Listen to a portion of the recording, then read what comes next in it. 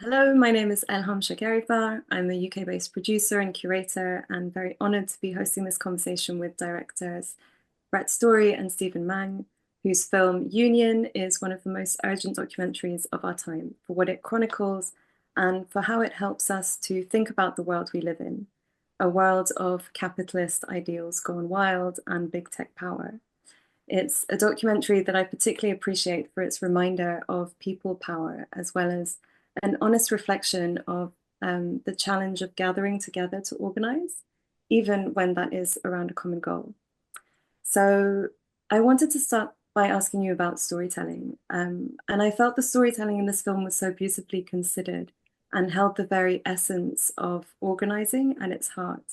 And the very first few minutes really encapsulated this for me in the way that it starts in a very quiet space, and spaces that are made to be invisible. So the movement of goods and the glimpse of workers in the darkness, that might be dusk or it might be dawn.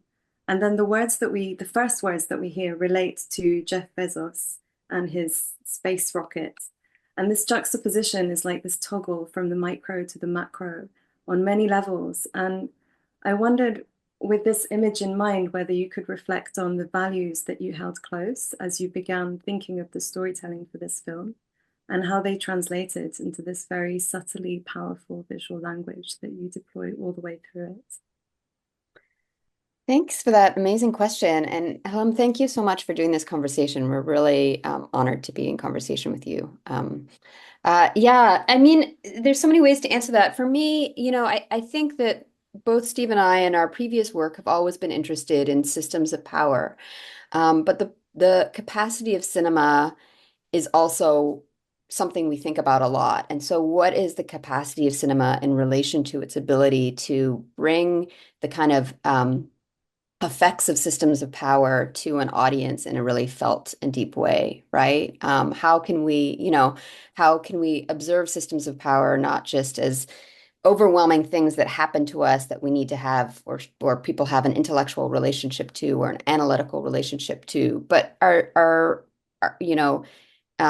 inform our day to day. And I think this is something we were thinking about a lot in this film because we knew from the very beginning that this was going to be a portrait of ordinary people learning in real time how to become organizers, in doing that not individually and alone, but together, that there's something about the group dynamic and the space they created for themselves constantly at the bus stop and at the tent, which afforded them the chance to learn how to become organizers and organizers within particular conditions that are totally overwhelming. So something we thought a lot about was just what is cinema's capacity to give an audience a sense of that scale in a way that could be felt and hinted at, but doesn't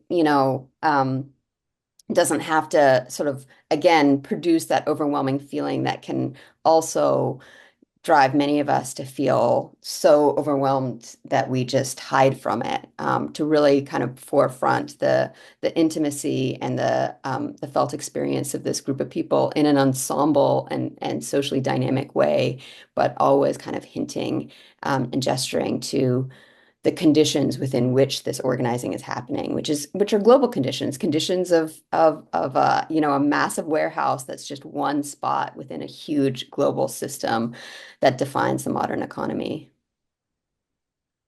Yeah, I would add to that just that I think one of the most nefarious aspects of um, the kind of like racial capitalism and the system of that we live in is like how normalized it is, right? Normalized in the sense that a kind of harm and dehumanization and daily injury is occurring with people that are commuting on a bus every day that you would never have any sense of, and that exist in a state of stasis almost, that like there's neither room, to push back or withdraw, right? That this illusion of like choice is fully eliminated from them and their situation. And so I think like this cinematic and particularly like the observational form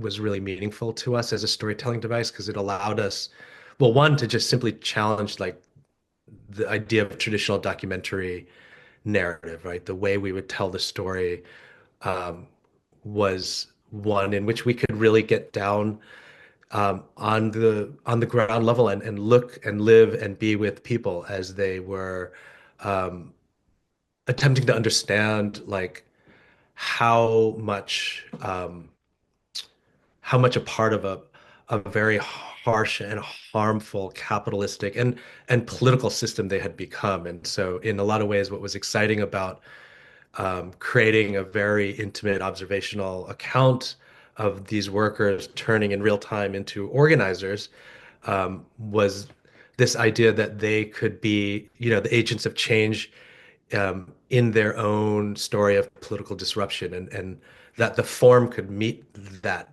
journey in terms of like attempting to capture the way emotional disruption is such a compelling unit of information, right? That to just be present on the ground on one of the many hundreds of days that they are at the tent talking to coworkers about how hard the job is, how brutal it is, um, could be a really meaningful piece of information that could not ever be conveyed in any other way, interview or statistically or otherwise. So I think that that was a really gratifying kind of like storytelling realization that Brett and I and our whole team really.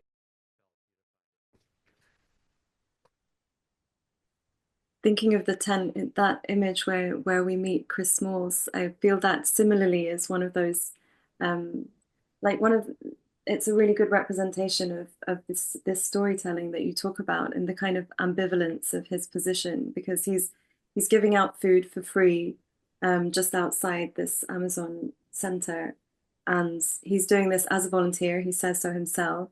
At the same time, he's being told you're low-key famous and you feel that like he also kind of likes that, but then it's also come at this cost. And you know, he talks about that cost. He's lost his job and he's driving something that's more complicated than visibility, but also is made more complicated by that visibility, but it's also made possible by that visibility. And so all of these different things are folding in on each other.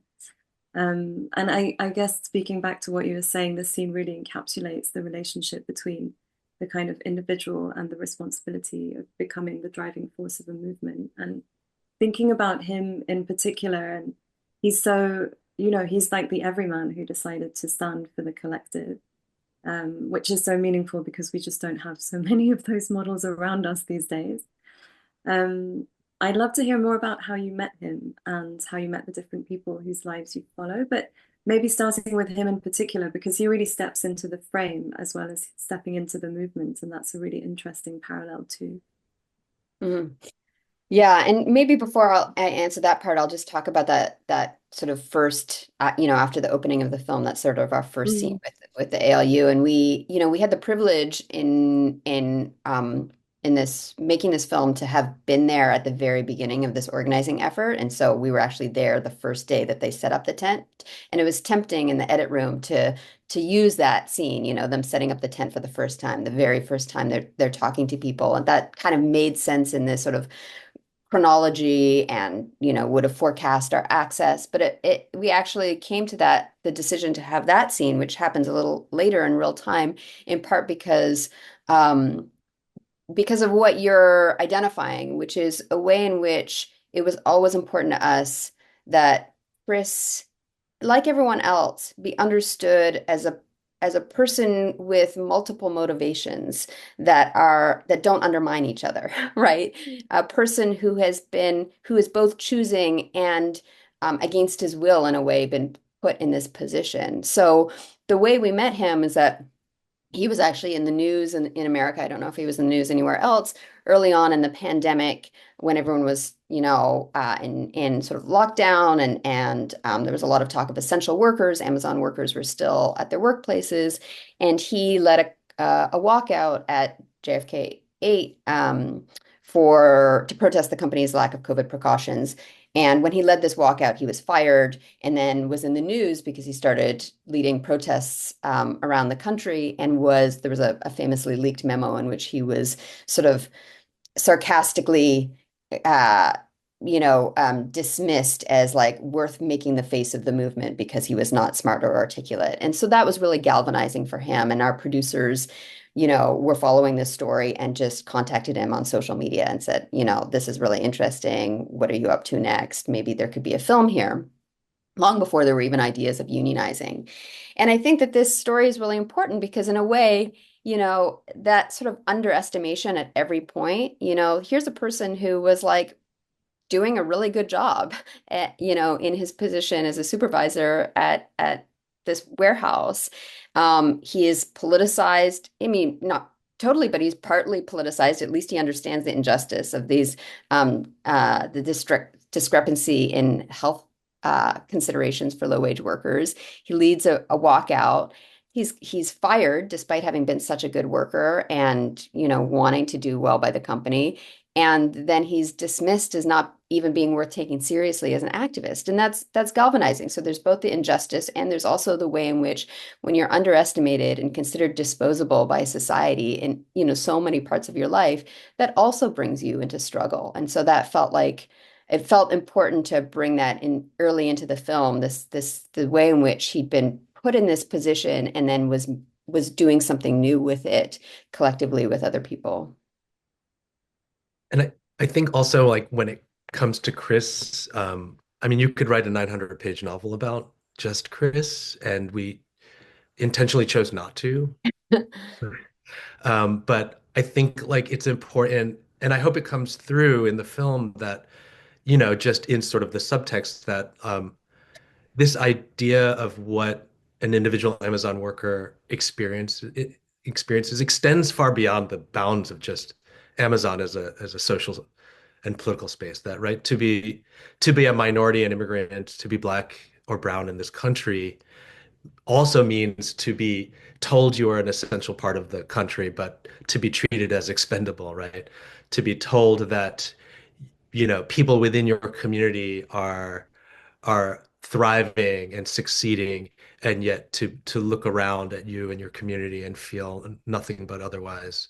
And so I think this idea of like um, what somebody like Chris has experienced as a worker at Amazon is, you know, tremendously compounded by just his experience as a black man in America, right? Being told that he would, in every job that he's had, including Amazon, that he's welcome to try and attempt to succeed here, but then told he would not and be treated as though he would not. And so I think in terms of like portraying like the depth of that kind of injury, right? That we had never, none of us could have really ever understand except for him, how profound that is. It was, I think, important to also show that, you know, to be injured is to be human. And so from this individual sense for somebody like Chris, it was like about showing that like this is a tremendously charismatic leader.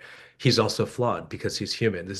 These are tremendously idealistic organizers, but they're also vulnerable and contradict themselves because they're human. And so this only in service of the ultimate point that like this kind of system of economic and individual oppression um, is profound and has many kinds of impacts. Yeah, it's lovely to hear you talk about that actually, because I think that's one of the things that makes it so also just inspiring as a film. This kind of potential to build seems accessible, which is almost something that's at the moment you feel, that even maybe for you, I'd love to know as filmmakers whether you felt that um, there's something in the film that underlines the potential of challenging things and the fact that we do have more choices perhaps than feels obvious. Um, or even, in this world, sometimes you feel like your power is quite limited. And I think there's something so strong around agency and a sense of dignity within this film. It's kind of of the individual and the collective, and not and understanding everything is always related, and the micro and the macro is so perfectly in tune. I wondered how you felt. I mean, as documentary filmmakers or working on an observational film, sometimes I feel like that's a consideration anyway, because you have to put that, the frame into reality, and that's a kind of responsibility that you're constantly grappling with, this micro macro. But just like on the level of actually representing a space, this omnipresence of Amazon in our lives, and thinking about what it meant to be doing that. Is that something that you considered? How comfortable were you around your responsibility towards workers who are still working, or who had to be working, and who are still negotiating their relationship to joining the union? Questions of actually being in proximity of Amazon, and the worry that must have also carried for you. Are there things you can talk about around that? Was that slightly garbled question? Well, there's so much in there. Yeah. Do you want me to break it down? No, no. I mean, I only say that in that, and I agree that it's all kind of interconnected in a sense. I mean, I'll just take a quick stab. I'm sure Brett has a lot to say about it too. I mean, I think this idea of agency, particularly in sort of the ethical dilemma of our role as documentarians, was really important, because here we are, kind of engaged in a sort of mirrored um, process of trust building, right? That, like people always talk about, how did you get access to Chris and the ALU? And while that, there's an interesting story to that, I think that the real question is like, how does one maintain trust on a daily basis? Because that is the living, organic, breathing agreement that has to be renewed continuously. And so our process was about, on the ground, making sure that, we didn't film people that did not understand and give consent, and did not understand who we were and consent to us filming. And so it was a very tricky process of like introducing oneself literally, and then hoping you catch them again one day. So there was never a time where we filmed somebody that might feel troubled by the prospect of being exposed. That was a huge fear. So getting consent was incredibly important. As it also mirrored, as I was saying, just the process that the organizers were going through, that they, on a daily basis, were trying to talk about unionization in within a space where the word union was such an alarming subject of conversation, right? The culture of fear and retaliation was tremendous. So I think for them to be trying to earn that trust in order to negotiate a kind of pitch and deliver information about possible improvement of like job and life conditions um, was sort of also compounded um, for us by our pressure on ourselves to make sure, we wanted to keep everybody safe, but we were also making a film about um, competing narratives, about a propaganda war, about a company that has invested millions into portraying itself as Earth's best employer. And so for us, it was actually also about pushing the envelope as far as we could continuously in order to gain trust, so that they understood if we were to license some of their video documentation, for example, in the collection of unfair labor practice charges, they were going into the warehouse and filming what was happening to them. They needed to understand on a deep level how that would be used and why we wanted to represent that. Yeah, yeah. There's a lot to this question. It's a great question, and it makes me think about how, how there's the filmmaking that happens during production, and then there's the filmmaking that happens in the edit, and at its best, the values, stay consistent, and the commitments of the filmmakers stay consistent. But of course, the strategies and considerations change. And I think that there was a lot of things that we were thinking about. I mean, and decisions that we made, commitments we made during production, one of which was not to ask Amazon for permission to film inside. We thought of that as would be compromised access, and therefore compromised footage. And so it was really important for us to thus be able to license this footage Steve's talking about. But then there were the considerations in the edit room, which included, at this point, when by the time we're editing the film, the ALU has won, and this is a huge news story, and so the story is already being narrated, and it's been narrated in certain terms. So the headline in the New York Times was "Two best friends take on Amazon and win." And meanwhile, we're still very close to the union. We're filming with them as we edit. We know that tensions have really intensified. And so we're thinking a lot about our responsibility to tell a story that's both true, but true in the sense of like not an absolute narrative, but rather true in a way that everyone participating in the film would recognize themselves in it, but audiences could also recognize themselves in it. And, for me as a person who comes out of organizing, part of what I recognized and also had to confront in myself was the fact that I've had my heart broken by organizers and campaigns many times over, and that as a person from an older generation, that I was dealing with some of my own cynicism and disillusionment with organizing, and was really, had a lot to gain from this proximity to this group who was really inspiring because they were saying, like, it doesn't matter that everyone's telling us we cannot win. We cannot and should not take on this company that's so much more powerful than us. We will. And the sort of seeming naivety and gumption of that was precisely what we felt was valuable to witness on a kind of granular level.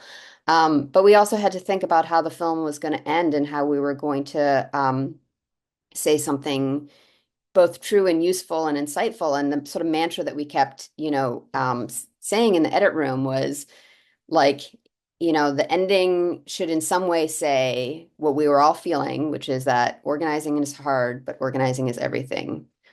You get defeated, you continue, right? So it's not an either or, but it should be an ending that contains that multiplicity, which is how we try and end the film. Yeah, that's really lovely to hear both of you reflect on it from slightly different perspectives. I love this idea of mirroring the process of trust building. The kind of craft of making a film really is that at every single step, and the way that you leave an audience with a sense of, actually perhaps it's ambivalence that drives us forward more than certainty, I guess. There's something really important in that. And with that in mind, and I suppose even just seeing in the way that you're talking, the different ways in which you kind of take the questions, I'd love to know a little bit more about your collaborative process and the wider process of the team, because I imagine that the edit was also a space of many different reflections and conversations around what this film should be and can be. It being observational in one sense, but also about a movement coming together and where it sits in the dynamic of the world that we're in today. Steve, you want to go first? Sure. I mean, I think I love this term in organizing that the Amazon Labor Union used a lot, which was stress test, right? They would come up with an idea, a plan, and then through deliberation, stress test it to make sure that it kind of had the qualities and the rigor that would allow it to sustain as a viable path forward. And I think that what was very instructive in some ways was understanding that, like, when you are trying to achieve something that is highly ambitious, that is utterly complex, and the stakes could not be higher, that the process of stress testing it, which is sort of like this kind of social engagement and people, exchanging and debating ideas, is it can be really volatile. It can be intense, and it can feel hurtful even, that there's this sense that, oh, people don't agree with my idea and they don't thus agree with me as an individual. And yet, the most profoundly interesting aspect of coming out on the other end of that is that ultimately it is not any of those sort of perceived injuries that you experience that matter. It's actually a process where you've grown stronger from that as a shared experience. And that kind of like democratic, highly, radically honest sharing and exchange of ideas, I think is like, something that our team went through. And it was a very intense process. Like I don't want to ever pretend that it's not. And I have a hard time talking about this sometimes because I think that I don't want there to be a misperception about it, but collaboration is hard, just the way organizing is complicated and hard. And ultimately, I feel so proud though that we made something because every single member of our team and in our collaboration put everything that they had and all of who they were into it. And in a lot of ways, we did that kind of like organizing stress test with the arc of what we were going to present. And as you know, as a filmmaker, as a curator, that there are a multitude of decisions. Every decision has, hundreds of decisions within that as well. And so, um, you know, it is not for the faint of heart, but I have an immense gratitude for our team because we went through it, and I think none of us could be prouder that we have a document of this movement that seems to be effective, seems to reach people. Yeah, I won't give a long answer either, or I'll try not to. Because Steve said a lot of what I feel. But it was a large and very collaborative team. So Steve and I are co-directing. We have a DOP who's very on the ground and has close relationship to all of our protagonists. We have two producers that are, politically very invested and creatively involved. And then we had two amazing editors in the edit room. So even in the edit room on a daily basis would be the four of us. And I should say we had a composer who wanted, who was interested in watching cuts and conversing about the theme. So I feel a lot of gratitude. Sometimes you work on a project and people are not invested. They think of it just as a job. And in our case, we had people who understood the stakes, who understood the possibilities that the footage contained.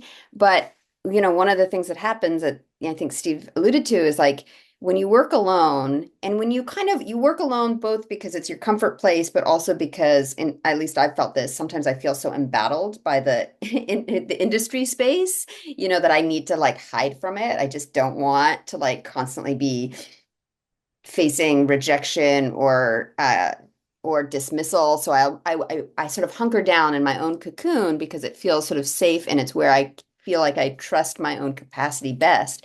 But one of the problems of that is that you start to like overinvest in your own instinctual wisdom as opposed to testing out whether or not, your instincts really do the footage the most justice. And when you're working in an edit room with even like four people like we were on a daily basis, you have to articulate, if you're fighting for a scene you want or fighting for a shot you want, you have to articulate it. You have to hear someone's criticism of it and ask yourself, am I being defensive, or actually does that shot not communicate the thing that I think it does or I want it to? And I think that really helps. I mean, for me, it really helped me grow as a filmmaker, really, truly. And I do totally agree with Steve. Like, I think we've come out of it like really feeling like we all made a film that we couldn't have made on our own. And I think that's a real gift. That's really lovely. And I feel that is echoed in the film in all of the ways in which you're encouraged and you're given space to listen. And you really hear different people's realities. You even hear when, you know, there's this kind of general movement in one direction, but people kind of splinter off and have different perspectives suddenly. And you have to lean in really and listen and think and and test, I suppose, maybe your own assumptions, or really listen into things that perhaps you hadn't heard the first time or hadn't realized, these kind of subtler notes. Um, so that's really lovely to hear and reflect on. I love this image of the number of people actually that were in the room. Usually we have this notion of filmmaking, although it's very collaborative. I think there are parts of the filmmaking process where it feels much more kind of driven by a small group of people, and here you complicated everything in order to get to where you're at. Maybe just a last question, and maybe in keeping in a way with the subject of the film, you've also self-distributed it.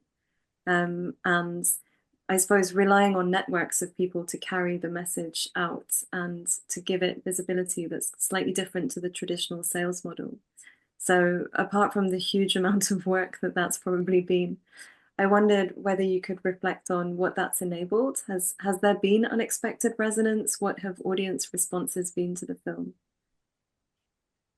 Yeah. So, and I think we're getting a lot of attention right now for self-distributing, and that's great. We're really happy to talk about it. But I've been thinking a lot about a lot of other films that have been self-distributing over the past few years and have modeled that for us. I'm thinking of the film My Fat Friend, the film Eno. Like a lot of films are not finding a place in the kind of an increasingly conservative marketplace and also know their audiences, know that they know their audiences better than some of the or even many of the folks that work in traditional distribution. In our case, one of the real privileges of having a film that has a robust festival life is that you get to understand audience reaction and you get to understand audience reaction in a lot of different places, different geographies.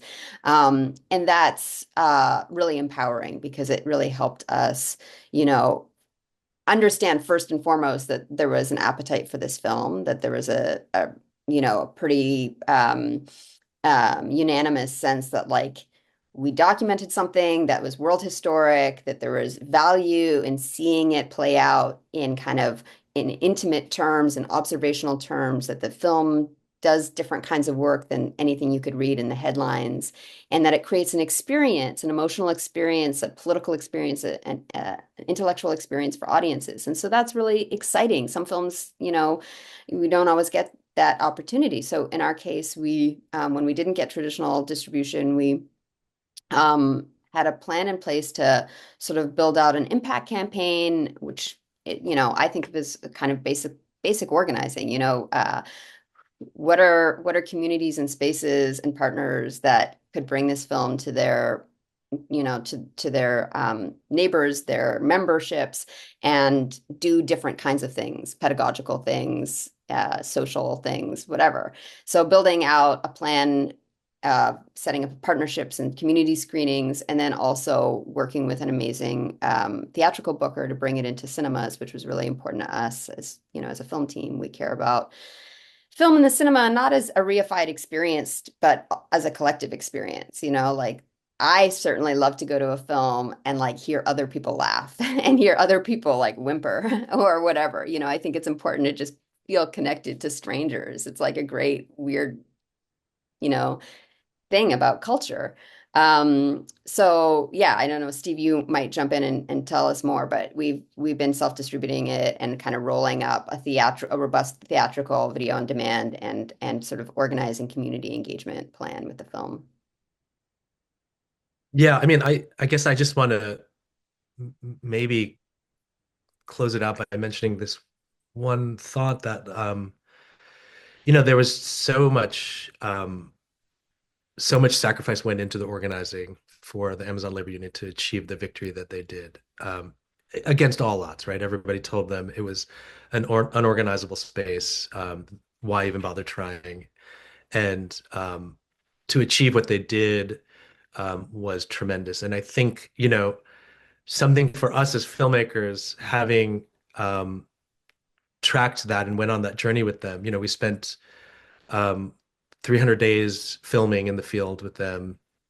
It was, over a year-long edit. It was 4 years at this point of making the film, and we're pushing into our fifth year of now trying to share the film with the world. And this idea that so much human care and effort and thoughtfulness went into just this overall kind of idea of a documentary about a unionization effort.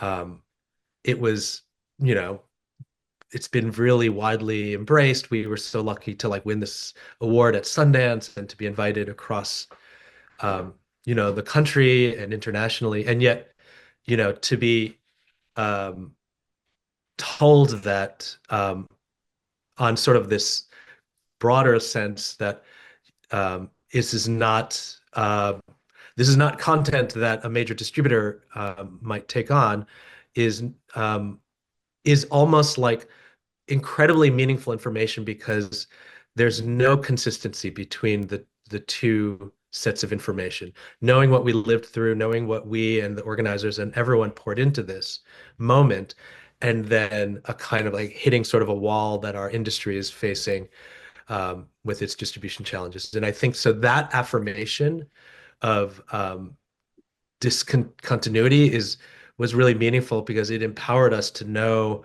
that and recognize like, oh wow, this is in fact potentially a very powerful tool and powerful piece of cinema and powerful document of something that happened that cannot be denied as having happened.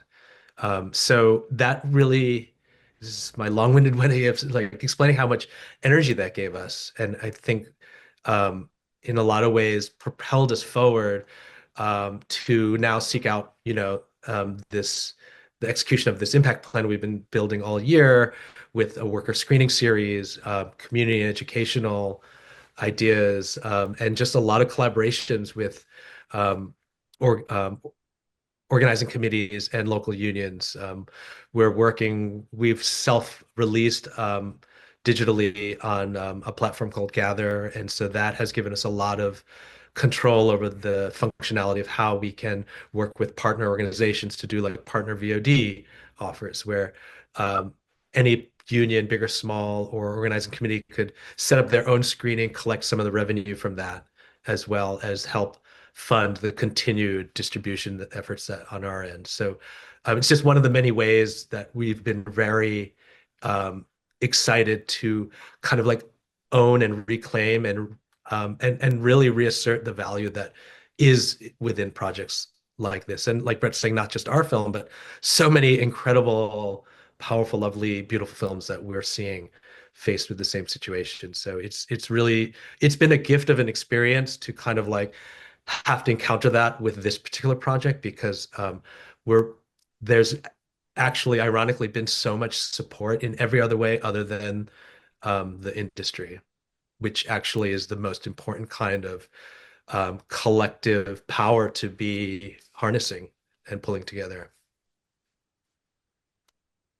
It feels like a really amazing place to draw our conversation to a close. Also because you've used so many words that are really full of positive energy, like galvanizing and energizing, and models of how to do things differently, I think, come through your film in lots of different ways, including how you're releasing it. Um, and I feel also that we're getting the curtain call from the sun in the UK, You are which getting a little darker in your room.